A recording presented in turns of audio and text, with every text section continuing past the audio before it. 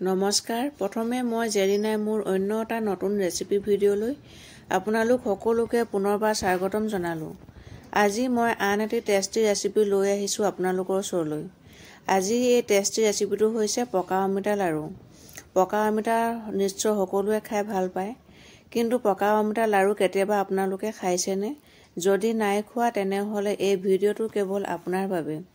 এই ভিডিঅ'টোৰ জৰিয়তে মই দেখাব বিচাৰিছোঁ পকা অমিতাৰ কেনেকৈনো লাড়ু বনাব পাৰি। অমিতাৰ লাড়ু মোৰ খুবেই প্ৰিয় আৰু মই ভাবোঁ আপুনিও যদি এবাৰ বনাই খায় তেনেহ'লে আপোনাৰো প্ৰিয় হৈ পৰিব।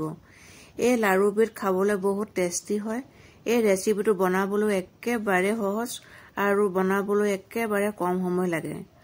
গতিকে আহকচোন ভিডিঅ'টোৰ মাজলৈ আগবাঢ়ি যাওঁ আৰু কি কি সামগ্ৰী লাগিব চাওঁ। আহক তেনেহ'লে বেছি দেৰি নকৰি ভিডিঅ'টোৰ মাজলৈ আগবাঢ়ি যাওঁ। অমিতাৰ লাড়ু বনাবলৈ প্ৰথমতে আমাক লাগিব এটা পকা অমিতা। অমিতাটো মই প্ৰথমে ধুনীয়াকৈ ধুই ল'লোঁ। এতিয়া অমিতাটোৰ মাজেৰে দুফাল কৰি ফালি ল'ম। ইয়াত মই অমিতাটোৰ এফালে ব্যৱহাৰ কৰিম, কাৰণ অমিতাটো আমাৰ ডাঙৰ।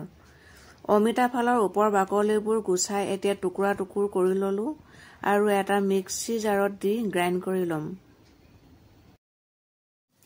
অৰ্থাৎ আমি অমিতাৰ ৰসখিনি উলিয়াই ল'ব লাগিব। ইয়াত মই এবাটি জোখত অমিতাৰ পেষ্ট ব্যৱহাৰ কৰিম। আপোনালোকে নিজৰ প্ৰয়োজন অনুসাৰে ল'ব পাৰে। এয়া মই অমিতাৰ পেষ্টখিনি কৰি ল'লোঁ। এতিয়া এটা বাটিত মই উলিয়াই ল'ম। অমিতাৰ লাড়ু বনাবলৈ আৰু লাগিব আমাক চুজি।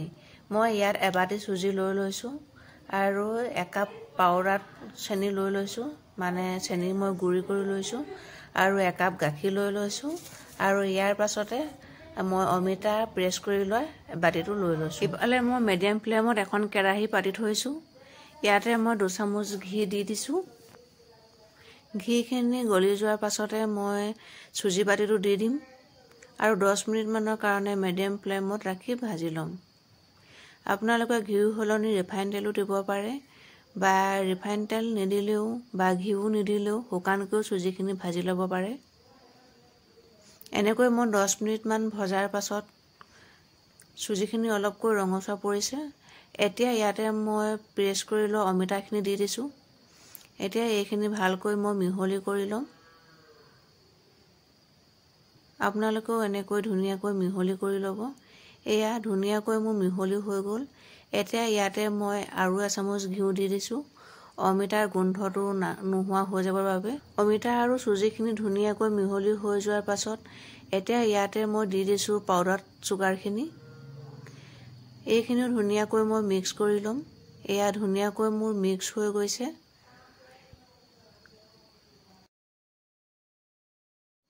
অমিতা, চেনি আৰু চুজিখিনি ভালকৈ মিক্স হোৱাৰ পাছত ইয়াতে মই দি দিছোঁ আধা চামুচ ইলাচি গুড়ি।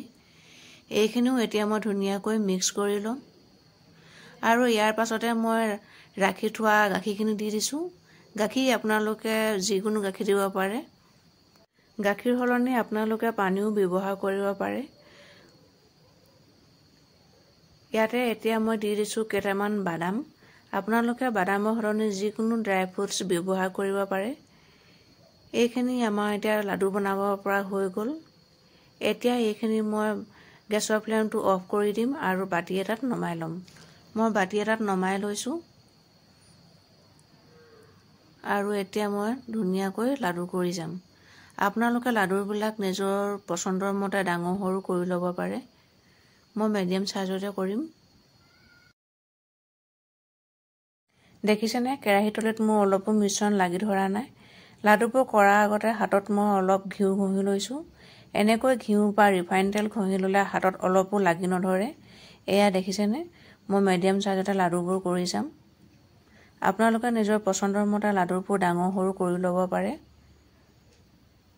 এই ৰেচিপিবিধ খাবলৈ বহুতেই ভাল লাগে। আপোনালোকেও এবাৰ ট্ৰাই কৰি চাবচোন। নিশ্চয় ভাল পালে আৰু কেনেকুৱা পালে মোক কমেণ্ট কৰি জনাব। এয়া মোৰ গোটেইখিনি লাডু বনাই হৈ গ'ল। হাতৰ তলুৱাত মোৰ ঘি লগাই লোৱাৰ কাৰণে দেখিছেনে অলপো মোৰ মিশ্ৰণ লাগি ধৰা নাই। এতিয়া মই ইয়াৰ ওপৰত